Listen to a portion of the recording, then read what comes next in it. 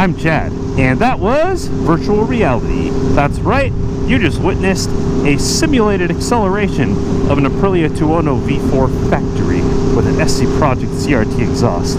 This did not take place in real life, but in a highly detailed and accurate computer simulation using modeling software that is proprietary to myself.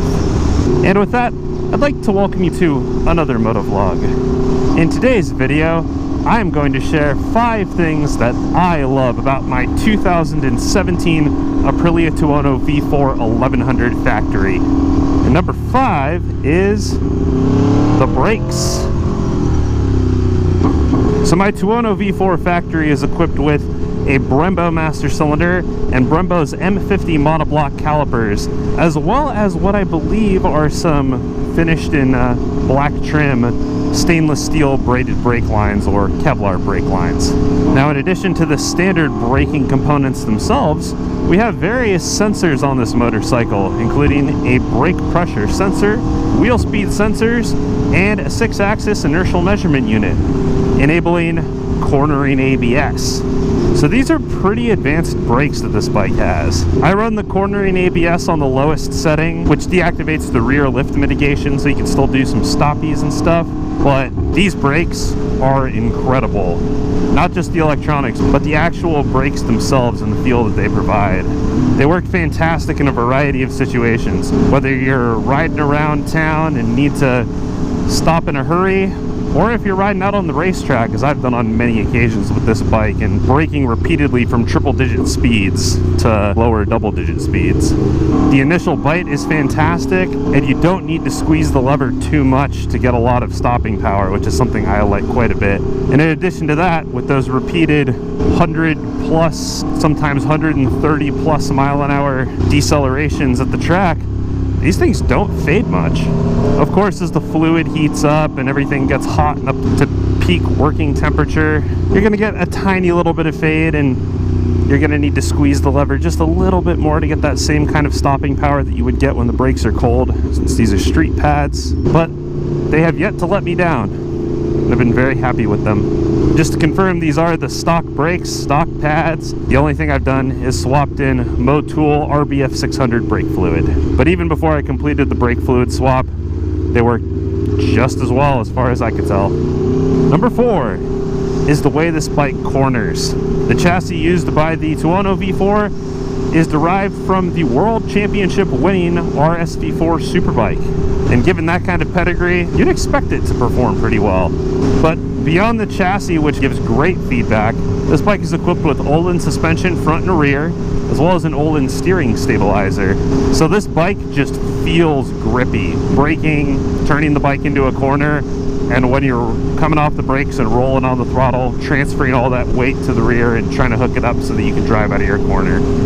My Tuono V4 factory suspension is actually set up for me. I had it set up at Buttonwillow Raceway by JJ of Suspension Matters. Outside of that simple adjustment, which anybody can do to their Tuono factory without really a whole lot of effort, the suspension on this bike is completely stock. So it just goes to show that it's a really great handling package overall, and there's a lot you can do with it just in its stock form. Whether on the road or riding at the track, there's nothing quite like feeling confident riding your motorcycle. It's quite a good feeling. Reason number 3 is the Auto Blipper. That might sound like a relatively small feature in comparison to some of the other stuff I talk about in this video, but that Auto Blipper is worth 10 times its weight in gold. Beautiful day. So if you're unfamiliar with what an Auto Blipper does, it enables you to downshift without using the clutch or blipping the throttle at all, like this.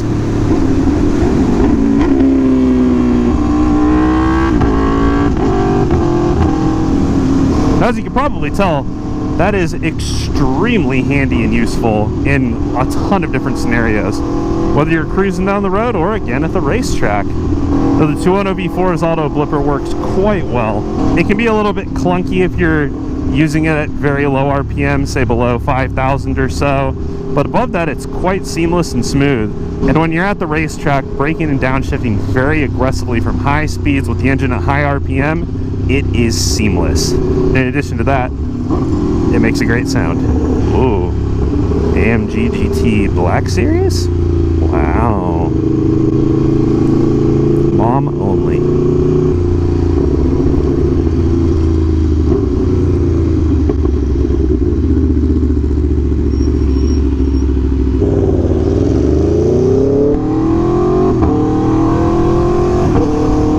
Number 2 is the bike's V4 engine. Now, as the name would suggest, a V4 is 4 cylinders laid out in a V configuration, or like so.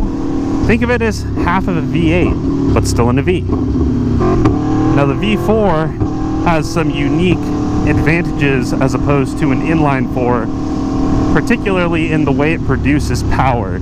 Typically speaking, a V4 engine has a much smoother mid-range and overall power delivery than an inline 4 engine will have, just because of the order in which the cylinders fire. And beyond that, it just sounds amazing.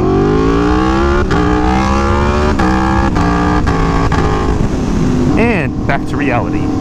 It truly is a special engine. It sounds so incredible and exotic and like nothing else on the road, and I just absolutely love that. The sound that this engine makes had a huge influence in my decision to purchase this motorcycle.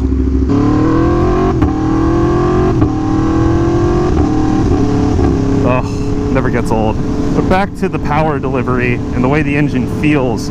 This engine has been tuned quite well from Aprilia and works extremely well with the bike's ride-by-wire throttle system. An honorable mention for another thing I love about this bike would be the different engine maps. There's Sport, Track, and Race, so 3. Each of them give you access to maximum power, but deliver the power in a different way. I ride on the Race map all the time, so it has the least engine braking, the sharpest throttle response, and the most aggressive power delivery. And man, is this the crispest throttle I have ever used. Rolling on the power is nice and easy to manage, very predictable. My bike does have an aftermarket exhaust and therefore has Aprilia's race ECU flash to the bike, which does change this a little bit. But it is my understanding that aside from eliminating a little bit of throttle snatchiness at low RPM, it produces engine characteristics very similar to the stock flash.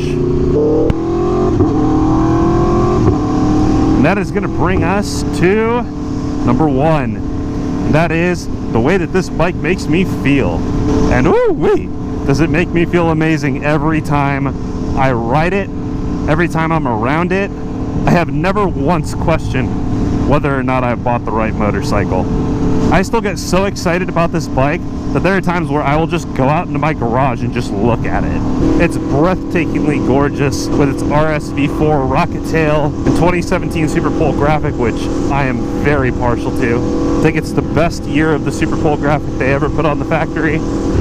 I love the RSV4 inspired front fairing that's on the 2016 to 20 Tuono V4s. Further connects these two bikes and all that they have in common, and is just, again, undeniably gorgeous. And riding it is just, I feel like a superhero every time I get on this bike. It truly excites me to my core and in my soul. Every time I fire it up, it never fails to put a smile on my face.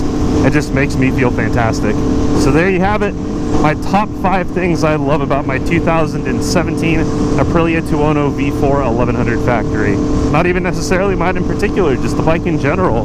What do you like about the Aprilia Tuono V4 factory? Drop a comment below and let me know what you love about these bikes. Do you own one? You might have a top thing that I missed here. Go ahead and drop it below in the comments, please. Let's start a conversation, become friends. But with that, thanks so much for watching. If you enjoyed this video, please consider giving it a gentle little click of the like button. Really appreciate that. Helps to get my videos recommended to other motorcyclists so we can share this passion with the rest of the internets.